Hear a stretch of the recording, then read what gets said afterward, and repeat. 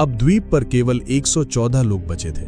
उन्होंने अपने मृतकों को सम्मान के साथ दफनाना शुरू कर दिया और एक दूसरे का मानसिक सहारा बने। रात में जब सब आग के चारों ओर इकट्ठा होते तो वे अपने पुराने जीवन की कहानियां सुनाते, गाने गाते। लगभग 1.5 साल बाद द्वीप पर पहली बार किसी बच्चे की किलकारी गूंजी। एक युवा जोड़े के यहाँ एक स्वस्थ बेटे का जन्म हुआ। उस बच्चे का जन्म द्वीप पर मौजूद हर इंसान के लिए एक नई उम्मीद लेकर आया। इस दौरान उन्होंने द्वीप पर जीना सीख लिया था। उन्होंने छोटी मोटी खेती शुरू कर दी थी और मछली पकड़ने के नए नए तरीके इजाद कर लिए थे। इंजीनियर आर्थर वेंस के नेतृत्व में सभी ने मिलकर एक बड़ी नाव बनाने का फैसला किया। ये उनका सबसे बड़ा और सबसे महत्वाकांक्षी प्रोजेक्ट था। महीनों की कड़ी मेहनत के बाद उन्होंने विमान के टुकड़ों, लकड़ी और बेलों का उपयोग करके एक बड़ी मजबूत नाव तैयार की। जिस दिन उन्होंने नाव को समुद्र में उतारा वो किसी त्योहार से कम नहीं था।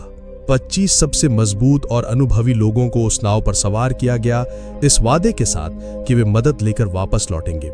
नाव द्वीप से कुछ मील दूर तक तो ठीक चली, लेकिन फिर मौसम ने अपना असली रूप दिखाया। अचानक आसमान में काले बादल घिर आए और एक भयानक तूफान ने उनकी नाव को घेर लिया।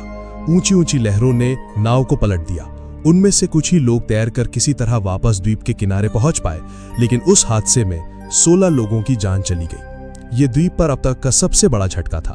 पहले ही बीमारी और निराशा से 15 लोग मर चुके थे और अब इस हादसे ने 16 और जानें ले ली। कुल मिलाकर 31 लोगों की मौत हो चुकी थी और 5 पहले ही भाग गए थे। अब द्वीप पर केवल 98 लोग बचे थे।